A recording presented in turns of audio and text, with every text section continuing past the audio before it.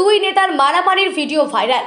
দলীয় পদের জন্য লাখ লাখ টাকা নেওয়ার অভিযোগ, আর সেই অভিযোগ এবং পদ না পেয়ে টাকা ফেরত চাওয়ার ঘটনাকে কেন্দ্র করে খেজুরিতে তৃণমূল পার্টি অফিসের ভেতর দলের দুই নেতার হাতাহাতি মারামারি ঘুষোঘুষির ভাইরাল ভিডিও প্রকাশ্যে। যা ঘিরে জোর শোরগোল শুরু হয়েছে খেজুরিতে। এলাকার দুই তৃণমূল নেতা শঙ্কর দুলাল পাত্র এবং নন্দন দাসের মধ্যে কলার ধরে মারামারির ভিডিও ভাইরাল। কলার ধরে মার এবং ঘুষোঘুষির ভাইরাল ভিডিও সামনে আসায় চরম অস্বস্তিতে পড়েছেন তৃণমূল নেতৃত্ব। জানিয়ে দলের নেতারা মুখে কুলুপও এঁটেছে।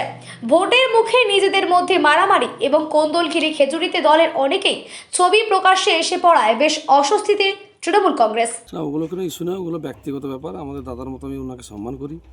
আমাদের দলীয় ওটা ইস্যু নয়, কোনো আমাদের ব্যক্তিগত ইস্যু। তা আমরা সমস্যাগুলো মিটিয়ে নিয়েছি। ওটা বিরোধী পার্টি কেউ হ্যান্ডেল করতে পারে, অসুবিধা নেই। এই যে হুমকির উঠছে, টাকার ভাগ চাওয়া হচ্ছে, এটা কি নিয়ে? এগুলো মিথ্যা, ওগুলো ইস্যু নয় কোনো।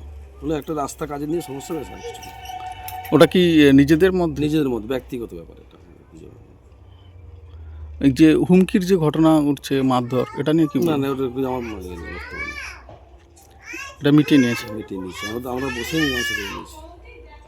আমার বন্ধুরা দুজন মিশে দলীয় মধ্যে আমার মিলন করে নিয়েছি। কোনো টাকা নেওয়ানোর কোনো প্রশ্নই নেই।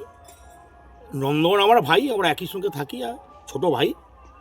আমাদের মধ্যে ব্যক্তিগতভাবে আমাদের একটা ভুল বোঝাবুঝি হয়েছিল। এতে কোনো সমস্যা নেই, আমরা নিজেরাই মিটিয়ে নিয়েছি। কোনো এখানে রাজনীতিরও কোনো নেই, এখানে টাকা পয়সারও কোনো নেই। সে আমার ভাই, আমি তার দাদা। যেভাবে ছিলাম বা পূর্বে, এখনও আমরা আছি, আজও আছি, আগামী দিনে থাকবো। কোনো গণ্ডগোল নেই। ভিডিও যেটা ভাইরাল হয়েছে, ওটা আমরা নিজেরা বসতে বসতে এই একটা মিসআন্ডারস্ট্যান্ডিংয়ে আমি একটু হাতে ঠেলে দিয়েছিলাম।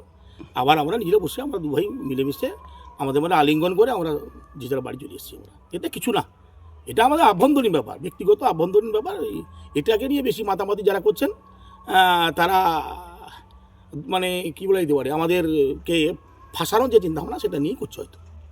আমাদের মধ্যে কোনো সমস্যাও নেই, সমস্যা আগে ছিল না, এখন কোনো সমস্যাও নেই।